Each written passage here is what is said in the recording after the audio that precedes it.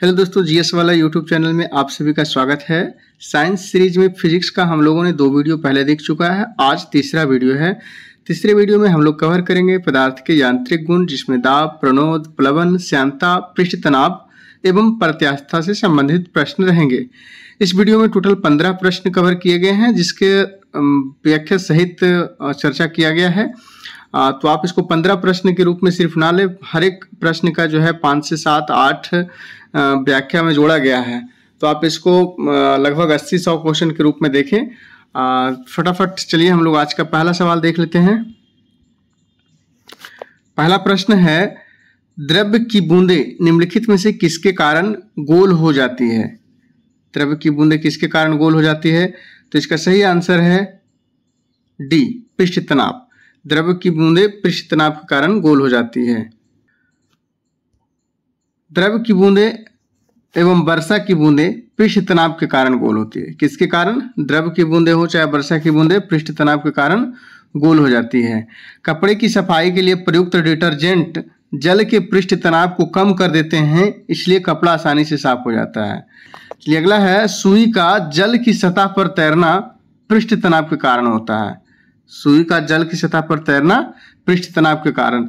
छोटे छोटे कीटों के लार्वा जल की सतह पर पृष्ठ तनाव के कारण ही तैरते हैं। छोटे छोटे कीट और कीटों के लार्वा जल पर किस कारण तैरते हैं? पृष्ठ तनाव के कारण।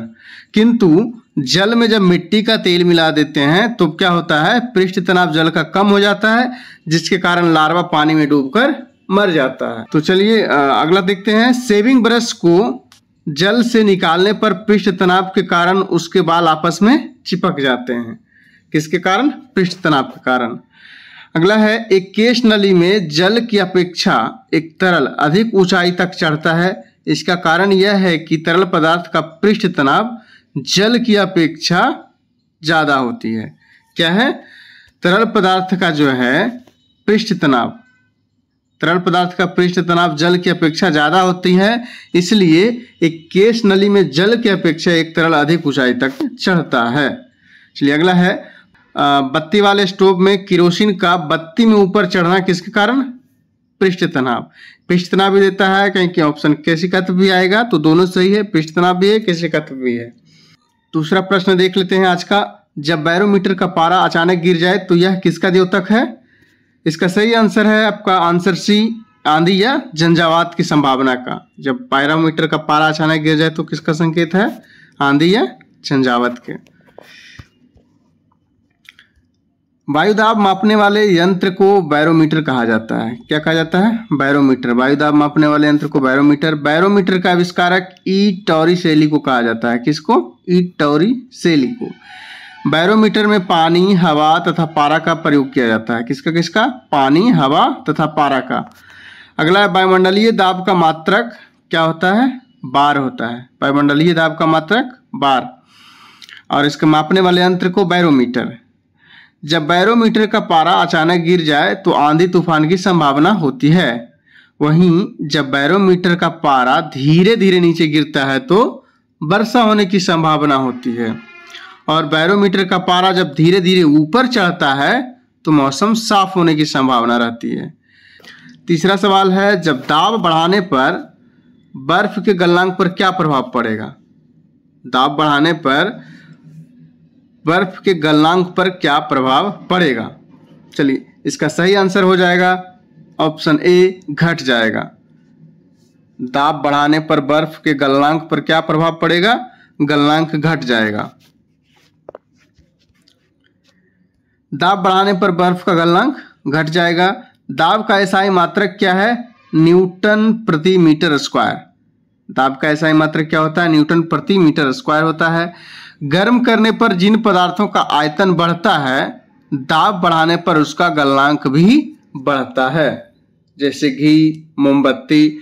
जब इन पदार्थों को गर्म करेंगे तो इसका क्या होगा? आयतन फैलेगा, आयतन बढ़ेगा। तो इसका कहने का मतलब हुआ, जब आयतन किसी चीज का जब गर्म करने पर हम आयतन बढ़ता है तो उसका गलनांक भी बढ़ता है, और जब आयतन घटेगा तो गलनांक भी घटेगा। और बर्फ को जब गर्म कीजिएगा तो उसका क्या होगा? आयतन घटेगा। जब आयतन घटेगा तो उसका गलनांक भी घटेगा। चलिए अगला प्रश्न है, 4 नंबर प्रश्न है, पानी के एक गिलास में एक बर्फ का टुकड़ा तैर रहा है। जब बर्फ पिघलती है तो पानी के स्तर पर क्या प्रभाव होगा? चलिए इसका सही आंसर है उतना ही रहेगा, ऑप्शन सी। पानी के एक गिलास में एक बर्फ का टुकड़ा तैर रहा है, जब बर्फ पिघलती है तो पानी के स्तर पर क्या प्रभाव पड़ेगा? उतना ही रहेगा, यानी कोई प्रभाव नहीं पड़ेगा। चलिए ऑप्शन सी सही है। आर्किमिडीज के सिद्धांत के अनुसार जब कोई वस्तु किसी द्रव में डुबोई जाती है तो वस्तु अपने भार के बराबर द्रव्य को विस्थापित करती है। इसीलिए पानी भरा गिलास में बर्फ का टुकड़ा पिघल जाने पर गिलास के पानी का स्तर पहले जैसा ही रहेगा। कहने का मतलब है, ये मान के चलिए कोई बर्तन है, इसमें पहले से इतना पानी भरा हुआ है और जब इसको बर्फ इसमें डालिएगा तो ये अपना बर्फ अपने आकार का पानी हटा करके इसमें एडजस्ट होगा। मतलब ये अपना आकार लेगा, जितना आकार है वो पानी उतना विस्थापित करेगा। तो जब ये पिघलेगा तो ये पहले से उतना आकार लिए हुए है, तो इसमें कोई परिवर्तन नहीं होगा। चलिए अगला है, जब पानी बर्फ में बदलता है तो इसका आयतन क्या होता है? जब पानी बर्फ में बदलता है तो इसका आयतन बढ़ता है। ध्यान से देखिए, पानी बर्फ में बदलता है। देखे होंगे आप कोको कोला या कोल्ड ड्रिंक्स का बोतल, तो उसमें जो भरा होता है तो उसको थोड़ा सा खाली छोड़ा जाता है। किस लिए? कि वो जो फ्रिज में रखे रखे बर्फ में बदले तो बोतल फटे ना, इसलिए उतना जगह उसको एडजस्ट करने के लिए दिया जाता है। क्योंकि जब पानी या लिक्विड पदार्थ जब उसको बर्फ में बदलता है तो क्या होता है, उसका आयतन बढ़ जाता है। तो बोतल को फटने से बचने के लिए उसमें थोड़ा सा खाली जगह दिया जाता है। ये भी सवाल कभी कभी पूछा जाता है। अगला है, बर्फ जब पानी में परिवर्तित होता है तो इसका आयतन क्या होता है? कम होता है। जाहिर सी बात है, जब पानी बर्फ में बदलता है तो आयतन बढ़ जाता है और जब उसी बर्फ को फिर से पानी में बदलिएगा तो आयतन घटेगा ही, स्वाभाविक है। अगला है, समुद्र में प्लवन करते हुए आइसबर्ग का 1/9 भाग समुद्र की सतह से ऊपर होता है तथा 8/9 भाग जल के सतह के अंदर बना रहता है। बराबर इसका सवाल देखने को मिलता है। इस प्रकार से सवाल रहेगा, समुद्र में प्लवन करते हुए आइसबर्ग का कितना भाग हमें दिखाई देता है? तो 1/9 भाग। और इसी का उलट करके दूसरा सवाल भी पूछेगा कि कितना भाग हमें नहीं दिखाई देता है या कितना भाग जो है समुद्र के अंदर डूबा हुआ रहता है? तो 8/9 भाग। चलिए आगे बढ़ते हैं। अगला प्रश्न है, आज का 5वां प्रश्न है, कुछ सीमा तक वस्तुओं की सभी आकृतियां संपीड़ित की जा सकती है, यह विशेषता क्या कहलाती है? चलिए इसका सही आंसर देख लेते हैं। इसका सही आंसर है प्रत्यास्थता। कुछ सीमा तक वस्तुओं की सभी आकृतियां संपीड़ित की जा सकती है, यह विशेषता कहलाती है प्रत्यास्थता।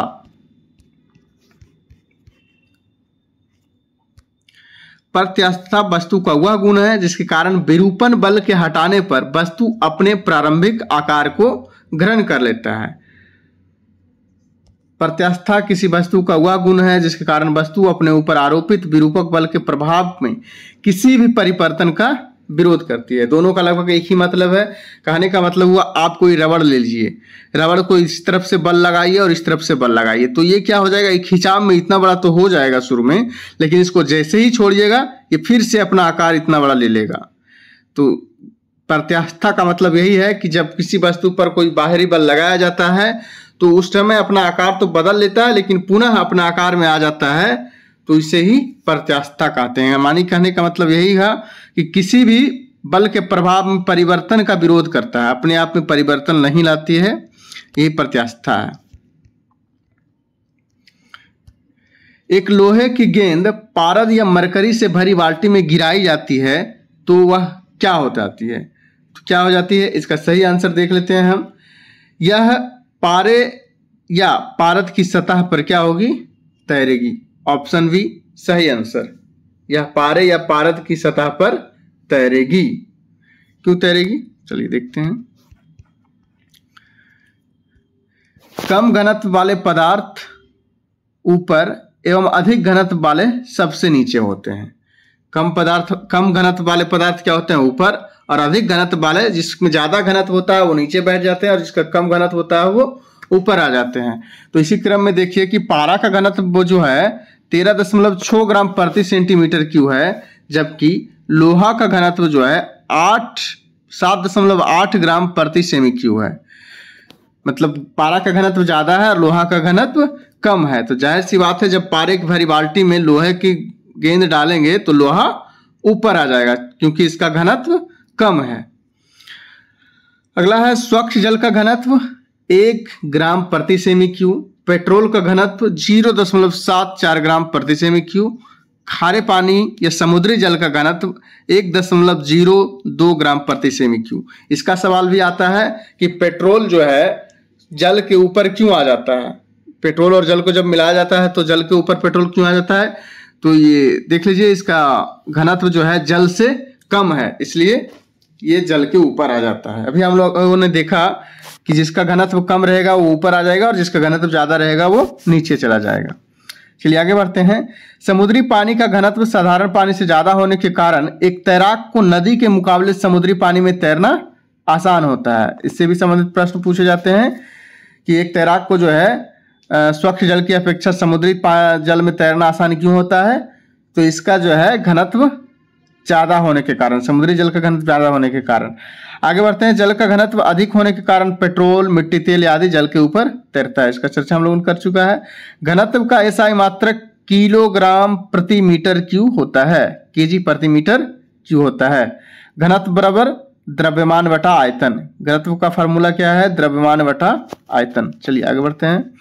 अगला आज का 7वां प्रश्न है, इकाई सतह क्षेत्रफल पर लंबवत लगने वाली बल निम्नलिखित में से किसे परिभाषित करती है।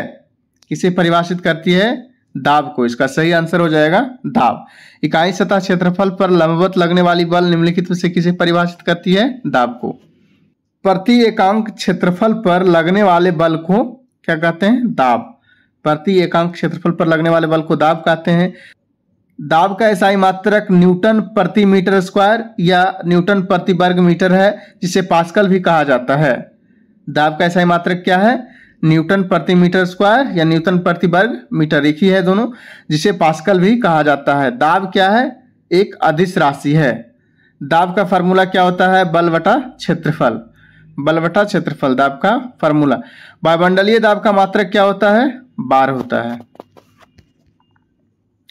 आज का 8वां प्रश्न है, तापमान के वृद्धि से किसी द्रव के पृष्ठ तनाव पर क्या प्रभाव पड़ता है। तापमान के वृद्धि से किसी द्रव के पृष्ठ तनाव पर क्या प्रभाव पड़ता है, तो वो घटता है। पृष्ठ तनाव क्या हो जाता है, घट जाता है। तापमान के बढ़ने से सहसंजक बल कमजोर होता है, जिससे द्रवों में पृष्ठ तनाव का मान घटता है।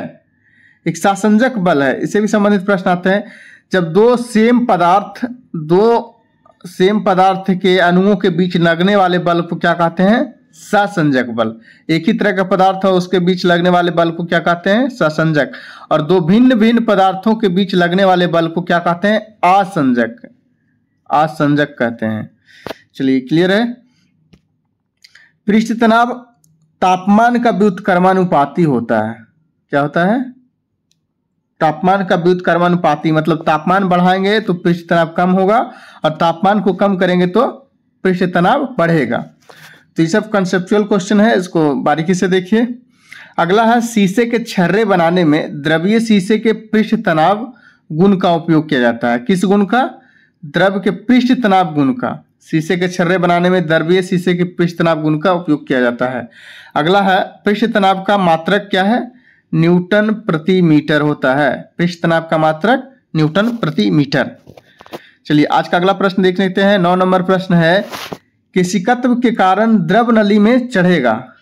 केशिकत्व के कारण द्रव नली में चढ़ेगा यदि स्पर्श कोण हो, क्या हो। तो इसका सही आंसर हो जाएगा स्पर्श कोण न्यून कोण हो।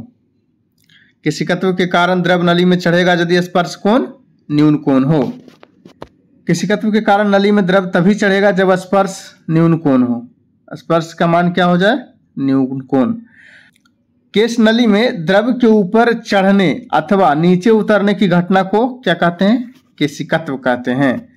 लैंप की बत्ती में केरोसिन तेल का ऊपर की ओर चढ़ना, पेड़ पौधे की तनों व शाखाओं में जल का परिवहन आदि केशिकत्व क्रिया का उदाहरण है। अगला है, एक केश नली में जल की अपेक्षा एक तरल अधिक ऊंचाई तक चढ़ता है। इसका कारण यह है कि तरल का पृष्ठ तनाव जल की अपेक्षा ज्यादा होता है। पहले भी हम लोगों ने देखा, वहां पे बताया था कि कोई तरल का जो है पृष्ठ तनाव जल की अपेक्षा ज्यादा होता है। इसीलिए केश नली में जल की अपेक्षा एक तरल अधिक ऊंचाई तक चढ़ता है। जब एक केश नली को जल से भरे बर्तन में रखते हैं तो जल ऊपर की ओर चढ़ता है, जबकि पारे से भरे बर्तन में रखते हैं तो पारा नीचे की ओर खिसकता है। बहुत ही इंपॉर्टेंट प्रश्न है। जब एक केश नली को जल से भरे बर्तन में रखते हैं तो जल ऊपर की ओर चढ़ता है, जबकि पारे से भरे बर्तन में रखते हैं तो पारा नीचे की ओर खिसकता है। चलिए आज का 10वां प्रश्न है। 10वां प्रश्न है, जब कोई जहाज नदी से तैरती हुई सागर में घुसती है तो क्या होता है? तो इसका सही आंसर हो जाएगा आपका वह कुछ ऊपर उठता है। ए, ऑप्शन ए सही है।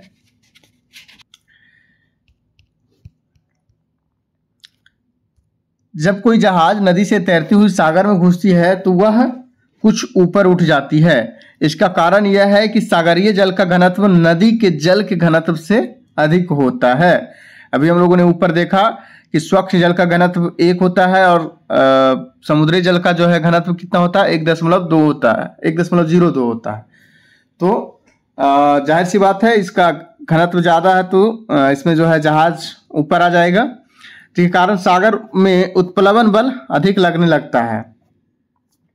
जब कोई जहाज पानी से तैरती हुई सागर में घुसती है तो वह कुछ ऊपर उठ जाती है। इसका कारण यह है कि सागरीय जल का घनत्व नदी के जल के घनत्व से अधिक होता है, जिसके कारण सागर में उत्प्लवन बल अधिक लगने लगता है। अगला है, समुद्री जल का घनत्व सतह पर कितना है? 1027 kg प्रति मीटर क्यूब होता है, जबकि साधारण जल का घनत्व 1000 kg प्रति मीटर क्यूब होता है। यहीं पे डिफरेंस आपको देखने को मिल गया। जब किसी झील की तली से उठकर वायु बुलबुला ऊपरी सतह तक आएगा तो उसका आकार क्या हो जाएगा? बढ़ जाएगा। यह भी पूछा हुआ प्रश्न है, क्योंकि ऊपर की ओर जाने पर दाब घटने लगता है, जिसके कारण बुलबुले का आकार क्या होता है? बढ़ने लगता है। अगला है, साबुन के बुलबुले के अंदर का दाब वायुमंडलीय दाब से क्या होता है? अधिक होता है। साबुन के बुलबुले के अंदर का दाब वायुमंडलीय दाब से अधिक होता है। हवाई जहाज से यात्रा करते समय पेन से स्याही निकलने लगती है, क्योंकि पेन के अंदर का वायुदाब अधिक हो जाता है और बाहर का वायुदाब कम हो जाता है। इसलिए स्याही उच्च दाब से निम्न दाब की ओर प्रवाह करने लगती है। इसी कारण है कि हवाई जहाज से यात्रा करते समय पेन से स्याही निकलने लगती है। अगला, अत्यधिक ऊंचाई पर उड़ रहे वायुयानों के अंदर वायु पंपों की सहायता से सामान्य दाब बनाए रखा जाता है। किसके? वायु पंप की सहायता से वहां पे जो है वायु दाब को बैलेंस किया जाता है। अधिक ऊंचाई पर जाने पर वायु दाब जो है कम जाता है, तो वहां पे बैलेंस बनाए रखने के लिए वायु पंप का प्रयोग किया जाता है। आज का 11वां प्रश्न है, वायुमंडल में ट्रोपोस्फियर के ऊपर कौन सी परत पाई जाती है?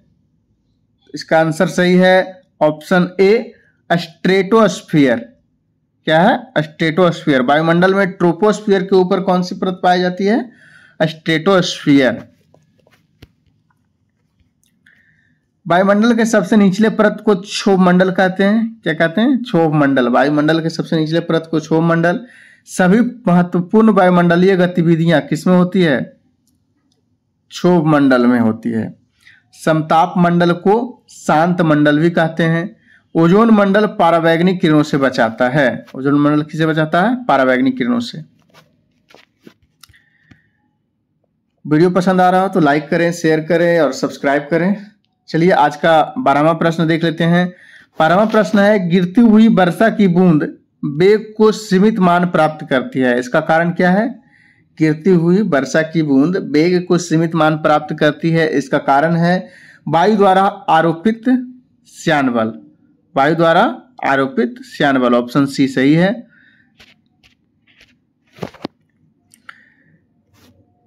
द्रवों का वह गुण जिसके कारण ये अपनी भिन्न परतों के बीच सापेक्ष गति का विरोध करते हैं, श्यानता कहलाती है। द्रवों का वह गुण जिसके कारण अपनी भिन्न परतों के बीच सापेक्ष गति का विरोध करती है, श्यानता कहलाती है। श्यानता दो तरल पदार्थों के बीच कार्य करता है। तल तनाव के कारण वर्षा की बूंदें गोलाकार की होती है। तल तनाव या पृष्ठ तनाव दोनों एक ही है। तल तनाव के कारण वर्षा की बूंदें गोलाकार की होती है। हमारे शरीर पर वायुमंडल का दाब बहुत होते हुए भी हम उसे महसूस नहीं कर पाते हैं। इसका कारण यह है कि हमारे शरीर में रक्त का दाब वायुमंडलीय दाब से क्या है, अधिक होता है। हमारे शरीर पर वायुमंडल का दाब बहुत होते हुए भी हम उसे महसूस नहीं कर पाते हैं। इसका कारण यह है कि हमारे शरीर में रक्त का दाब वायुमंडलीय दाब से अधिक होता है। मानव का सामान्य रक्त दाब क्या है, 120/80 होता है। आज का 13वां प्रश्न है, समुद्र के पानी का घनत्व बढ़ता जाता है जैसे जैसे। इसका सही आंसर है जैसे जैसे गहराई व खारापन दोनों में वृद्धि होती है। गहराई व खारापन दोनों में वृद्धि होती है, ऑप्शन डी सही। समुद्र के पानी का घनत्व बढ़ता जाता है जैसे जैसे गहराई व खारापन में वृद्धि होती है। जल में असामान्य प्रसार का गुण होता है। जल में कौन गुण होता है, असामान्य प्रसार का गुण होता है, जिसके कारण 0 डिग्री सेल्सियस से 4 डिग्री सेल्सियस तक गर्म करने पर इसका आयतन क्या होता है, घटता है तथा घनत्व बढ़ता है। बड़ा ही कंफ्यूजिंग प्रश्न है आयतन और घनत्व को लेकर के। इस ढंग का प्रश्न फंसाने के लिए पूछा जाता है कि 0 से 4 डिग्री सेल्सियस तक गर्म करने पर पानी का आयतन पर क्या प्रभाव पड़ेगा, तो आयतन घटेगा। अब वहीं रहता है घनत्व पर क्या प्रभाव पड़ेगा, तो घनत्व बढ़ेगा। इसी कंफ्यूजन में लोग गलत आंसर इसका करके आते हैं। आयतन और घनत्व देख लीजिए, आयतन घटता है और घनत्व बढ़ता है, अर्थात पानी का घनत्व 4 डिग्री सेल्सियस पर अधिकतम होता है। पानी का घनत्व किस पर अधिकतम होगा, 4 डिग्री सेल्सियस पर। समुद्र के पानी का खारापन बढ़ने का मतलब है उसमें ज्यादा नमक घुला हुआ है। खारापन ज्यादा होने का क्या रीजन है, उसमें ज्यादा नमक घुला हुआ होना, और ज्यादा नमक घुला होने का मतलब है ज्यादा द्रव्यमान होना। किसी चीज में ज्यादा कोई ठोस पदार्थ मिलाएगा तो उसका द्रव्यमान ज्यादा होगा। इसीलिए जैसे जैसे गहराई एवं खारापन दोनों में वृद्धि होती है, समुद्र के पानी का क्या होता है, घनत्व बढ़ता जाता है। खारापन ज्यादा बढ़ेगा तो उसमें नमक की मात्रा ज्यादा होती जाएगी, इसलिए उसका घनत्व क्या होगा, बढ़ेगा। चलिए आज का 14 नंबर प्रश्न है, पारे की 2 बूंदों को संपर्क में लाने पर वे मिलकर एक बड़ी बूंद बनाती है। इसका कारण है द्रवों द्वारा न्यूनतम पृष्ठीय क्षेत्रफल बनाए रखना। क्या है, न्यूनतम पृष्ठीय क्षेत्रफल बनाए रखना, ऑप्शन सी सही है। पारे की 2 बूंदों को संपर्क में लाने पर वो मिलकर एक बड़ी बूंद बनाती है। इसका कारण है द्रवों द्वारा न्यूनतम पृष्ठीय क्षेत्रफल बनाए रखना। किसी तंत्र की साम्य अवस्था में स्थितिज ऊर्जा न्यूनतम होनी चाहिए। किसी तंत्र की साम्य अवस्था में स्थितिज ऊर्जा क्या होनी चाहिए, न्यूनतम होनी चाहिए। अतः पृष्ठ तनाव का क्षेत्रफल न्यूनतम होना चाहिए। पृष्ठ तनाव के लगने का मुख्य कारण द्रवों के बीच लगने वाला सहसंजक बल है। अभी हम लोगों ने ऊपर देखा सहसंजक बल और असंजक बल, तो पृष्ठ तनाव के लगने का मुख्य कारण क्या है, सहसंजक बल। सहसंजक बल 2 सेम पदार्थों के बीच लगने वाला बल है सहसंजक बल। तो द्रव में जो है अपने अंदर ही उसका बल लगता है, तभी वो गोल हो जाता है। पानी का बूंद या किसी भी द्रव्य का बूंद, क्योंकि उसके अंदर सेम पदार्थ है और उसी में अपना बल लगता है, जिसे सहसंजक बल कहते हैं। तापमान बढ़ने के कारण पृष्ठ तनाव का मान क्या होता है, घटता है। हम लोगों ने ऊपर देखा कि तापमान और पृष्ठ तनाव दोनों व्युत्क्रमानुपाती चलता है। तापमान बढ़ता है तो पृष्ठ तनाव का मान घटता है, और तापमान घटता है तो पृष्ठ तनाव बढ़ता है। चलिए आगे बढ़ते हैं। आज का अंतिम प्रश्न 15वां नंबर प्रश्न है। हमारे साथ बने रहें, इसके बाद हम लोग 2-3 मिनट में रिवीजन देखेंगे, जो महत्वपूर्ण प्रश्न है जिसकी संभावना है नेक्स्ट एग्जाम में आने की, और जो ये 15 प्रश्न में नहीं आए हैं और जो बहुत ही इंपॉर्टेंट प्रश्न है। तो बने रहें, वीडियो को स्किप ना करें और उसको लास्ट तक देख कर ही जाए वीडियो को। चलिए आज का अंतिम प्रश्न देखते हैं। रेलवे प्लेटफॉर्म के किनारे पर खड़े युवक के सामने तेज गति से रेलगाड़ी के गुजरने पर युवक पर क्या प्रभाव पड़ेगा, युवक क्या होगा, तो इसका सही आंसर हो जाएगा गाड़ी की ओर गिर पड़ता है। क्या होता है, गाड़ी की ओर गिर पड़ता है, ऑप्शन सी सही आंसर है।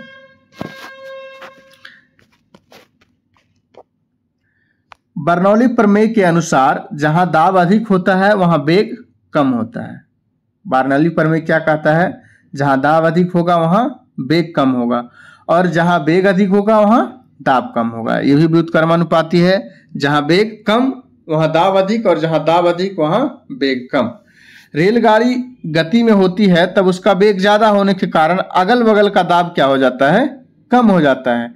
जबकि प्लेटफॉर्म पर दबांतर अधिक होता है प्लेटफॉर्म पर दबावांतर अधिक होता है और अगल बगल क्या हो जाता है, कम हो जाता है। इसी दबावांतर के कारण ट्रेन व्यक्ति को अपनी ओर खींच लेता है। जब ये ट्रेन गुजर रही है तो यहाँ पे अगल बगल क्या हो जाएगा, यहाँ पर का दाब कम होगा, यहाँ हवा खींचते जाएगी और ये यहाँ पर दाब अधिक होगा।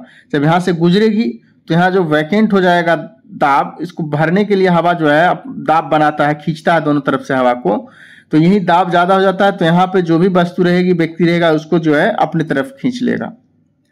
तो ये कंसेप्ट से समझने वाली चीज है। अगला है तूफान के समय छत से टीन का उड़ जाना, समुद्र में पास चल रहे दो जलयानों का टकरा जाना, वायुयान का उड़ जाना आदि क्या है, बर्नौली प्रमेय का उदाहरण है। ये भी प्रश्न पूछे गए थे, ये वाला तूफान के समय छत से टीन का उड़ जाना किसका उदाहरण है, तो बर्नौली प्रमेय के कारण। आगे बढ़ते हैं। आज का जो इंपॉर्टेंट फैक्ट्स है, महत्वपूर्ण प्रश्न है, कुछ 2 मिनट में इसका रिवीजन फटाफट कर लेते हैं हम लोग। किसी वस्तु की सतह के लंबवत लगने वाले बल को क्या कहते हैं, प्रणोद कहते हैं। किसी वस्तु की सतह के लंबवत लगने वाले बल को प्रणोद कहते हैं। फाउंटेन पेन केशिकत्व सिद्धांत पर कार्य करता है। अब तक ज्ञात पदार्थ में से क्वार्ट्ज की प्रत्यास्थता यानी इलास्टिसिटी सर्वाधिक होती है। क्वार्ट्ज पदार्थ की प्रत्यास्थता क्या होती है, सर्वाधिक होती है। जल का सापेक्षिक घनत्व 4 डिग्री सेल्सियस या 227 केल्विन तापमान पर सर्वाधिक होता है। जल का सापेक्षिक घनत्व किस तापमान पर ज्यादा हो गया, 4 डिग्री सेल्सियस या 277 केल्विन पर। समुद्र तल पर वायुमंडल दाब का मान कितना होता है, 1.013 इंटू 10⁵ पास्कल। समुद्र तल पर वायुमंडलीय दाब का मान क्या है, 1.013 गुणे 10⁵ पास्कल। किसी धातु की शुद्धता ज्ञात करने के लिए आर्किमिडीज सिद्धांत का प्रयोग किया जाता है। वाहनों में स्नेहक तेल का प्रयोग घर्षण को कम करने के लिए किया जाता है। स्वचालित हाइड्रोलिक ब्रेक पास्कल के सिद्धांत पर कार्य करता है। अपमार्जक मिलाने पर जल का पृष्ठ तनाव क्या हो जाता है, घट जाता है। अपमार्जक मिलाने पर जल का पृष्ठ तनाव घट जाता है। पृष्ठ तनाव का क्या कारण है, पृष्ठ तनाव का क्या कारण है, तो हम लोगों ने पहले देखा अणुओं के बीच सहसंजक बल। पृष्ठ तनाव का क्या कारण है, अणुओं के बीच सहसंजक बल। आंधी आने पर टीन की छत और छप्पर उड़ जाते हैं क्योंकि उनके ऊपर का वायुदाब नीचे के वायुदाब से कम होता है। इसी का चर्चा हम लोग वहां कर रहे थे। आंधी आने पर टीन की छत और छप्पर उड़ जाते हैं क्योंकि उनके ऊपर का वायुदाब नीचे के वायुदाब से क्या हो जाता है, कम हो जाता है। ये पूछा हुआ प्रश्न है। किसी वस्तु की मात्रा बदलने पर उसके घनत्व पर कोई प्रभाव नहीं पड़ता है। किसी वस्तु की मात्रा बदल दीजिए तो उसका घनत्व पर कोई प्रभाव नहीं पड़ेगा। दूध का 1 किलोग्राम लीजिए या 100 ग्राम लीजिए, उसका घनत्व मापिएगा तो 1 किलोग्राम में भी घनत्व वही और 100 ग्राम में भी घनत्व वही होगा। अर्थात क्या हो जाता है, घनत्व जो है अपरिवर्तित रहता है। जल से भारी बाल्टी हिलाकर छोड़ देने पर श्यानता के कारण कुछ समय पश्चात जल अपने आप स्थिर हो जाता है। किसके कारण, श्यानता के कारण। जल से भरी बाल्टी हिलाकर छोड़ देने पर श्यानता के कारण कुछ समय पश्चात जल अपने आप स्थिर हो जाता है। वायु के घनत्व की तुलना में बादलों का घनत्व कम होता है, इसी कारण वायुमंडल में बादल तैरते हैं। वायु के घनत्व की तुलना में बादलों का घनत्व कम होता है, इसी कारण वायुमंडल में बादल तैरते हैं। अगला है तेल का पृष्ठ तनाव जल के पृष्ठ तनाव से कम होता है, इसी कारण तेल जल के पृष्ठ तनाव पर तैरते हैं। साबुन के बुलबुले का दाब वायुमंडलीय दाब से अधिक होता है। जल की श्यानता वायु से अधिक होने के कारण जल की तुलना वायु में गति करना क्या है, सरल है। जल की श्यानता वायु से अधिक होने के कारण बड़ा ही ये सब कंफ्यूजन पैदा करता है, इसको बारीकी से देखा कीजिए। जल की श्यानता वायु से अधिक होने के कारण जल की तुलना वायु में गति करना क्या है, सरल होता है। चलिए आज का वीडियो यहीं समाप्त करते हैं। वीडियो पसंद आया हो तो लाइक करें, शेयर करें और सब्सक्राइब करें। मिलते हैं नेक्स्ट वीडियो में, तब तक के लिए जय हिंद, जय भारत।